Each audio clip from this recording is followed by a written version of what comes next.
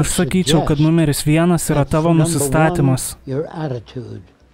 Jeigu tu nervinės jauties liūdnai, žaloji savo kūną, net jei ir valgai geriausią maistą pasaulyje, net jeigu tu valgai geriausią maistą specialiai parinktą tau, bet pamatai, kad kažką suvažinėja sunkvežimis, galbūt apsivemtum, kas nutiko su geru maistu? Tu nuodiji save, kai turi labai negatyvų požiūrį į pasaulį.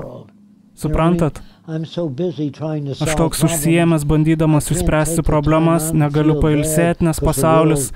Žiūrėkit, jei aš primetinėčiau kaip Herbertas Velsas, jis tikėjo, kad pasaulis jau seniai turėjo būti pažengęs į priekį. Ir jis mirė piktas, nes priešinosi. Kas buvo ne taip su Velsu yra tai, kad jis turėjo lūkesčių iš pasaulio. Aš neturiu. Darau viską, ką galiu, kad pagerinčiau jį, bet ką tie žmonės veikia, tai tikras pasaulis. Kas vyksta yra tikras pasaulis, kas aš manau turėtų vykti, nėra.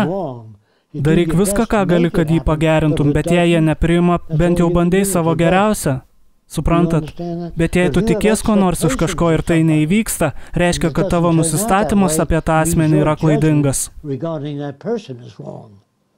Kartą pas mane atėjo mergina ir pasakė, aš išsiunčiau savo vaikiną į koledžą, kad taptų daktaru. Sumokėjau savo pinigais už visus jo mokslus, o jis pabėgo su mano geriausia draugė ir susitokė. Taigi aš pasakiau, tau labai pasisekė, jis buvo niekšas ir tu atsikratai blogo vaikino.